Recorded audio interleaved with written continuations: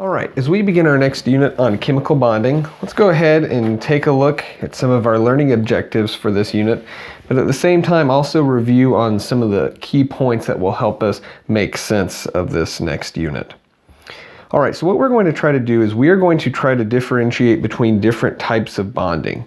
So in passing, we've mentioned whether it was a covalent bond or an ionic bond or even a metallic bond. So we're going to try to go ahead and expand on those concepts this unit.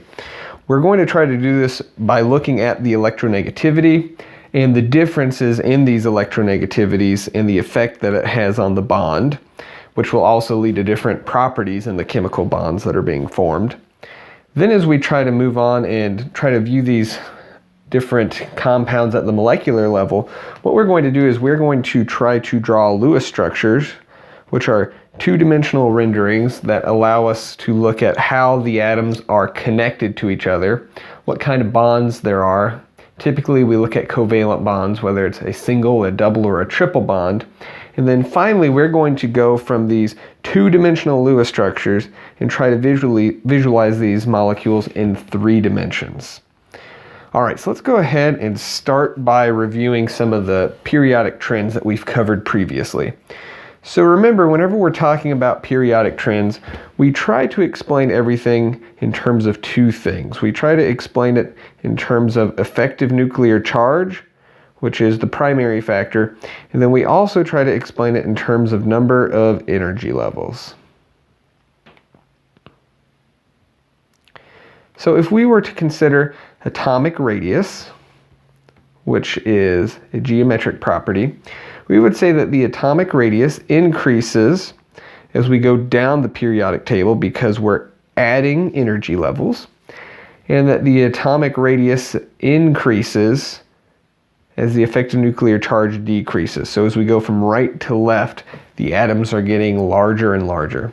So that would indicate to us that the largest atoms would be down here in this corner, whereas the smallest would be up here in this corner.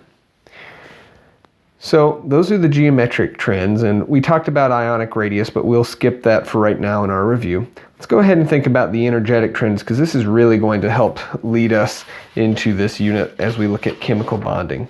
So for energetic trends, what we want to consider is we want to consider electron affinity. So remember that electron affinity is talking about the gain of an electron. So if we have some compound and it's gaining an electron, it will form an anion and release energy if it's a favorable reaction. And then we also looked at ionization energy, which is looking at the removal of an electron, and this usually requires energy. And then we would form a cation here, and we would lose that electron. But remember that for ionization energy, there has to be enough energy present, not just to excite the electron to a higher energy level, but to actually physically remove that electron. So if we were to look at electron affinity and ionization energy, we would see that both of these trends, in general, they are going to increase as you're losing energy levels, as those valence electrons are getting closer and closer to that nucleus. And it's going to increase as we go from left to right, as that effective nuclear charge is getting stronger and stronger. Now there are exceptions to these. Remember that we had group 2, group 15, and group 18 were the main exceptions that we explored, and these were because we had half-filled or completely filled orbitals, and we had a certain amount of electron-electron repulsion, which led to exceptions. For ionization energies, the ionization energy of groups 2, 15, and 18 were enhanced, whereas for electron affinity, there was minimal or no electron affinity at all for groups 2, 15, and 18, because they had that added stability. So what we want to do now is we want to go on and consider electronegativity again.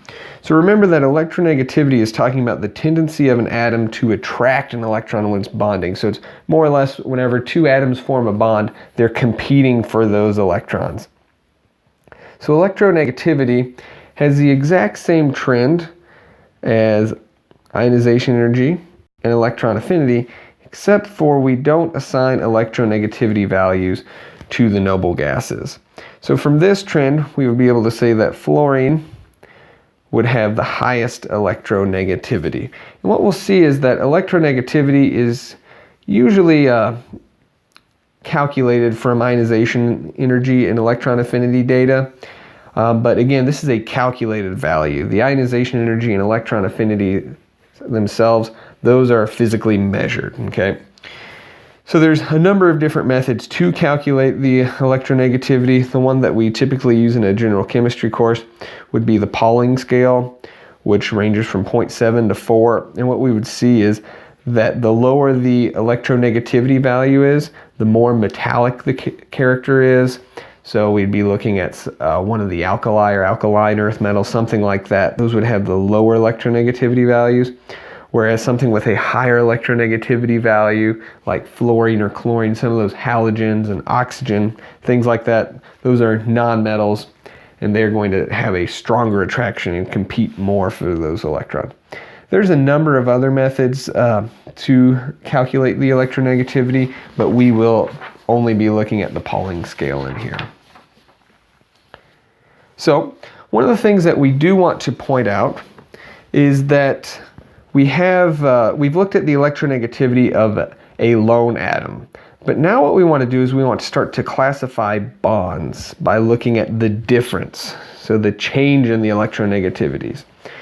And then from here, we're going to try to classify bonds in a future lecture. But what you can see here is that if we were to look at our table of electronegativities, okay, so note all the halogens right here. We have fluorine, chlorine, bromine, and iodine.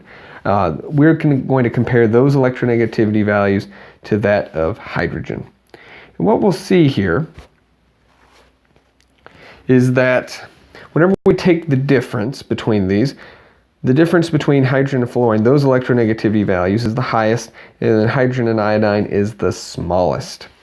So one of the things that we can say is that the greater the difference in the electronegativity, the stronger that bond is. So the bond strength increases as the difference in our electronegativities increase as well.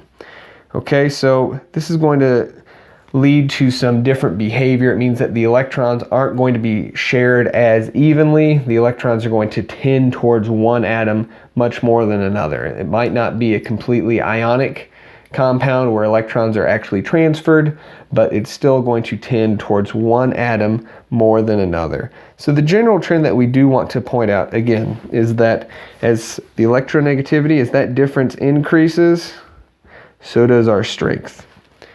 All right, so that's our review for electronegativity and then ionization energy and electron affinity. So next time what we'll do is we'll start to classify bonds by using electronegativity and explore some of their properties.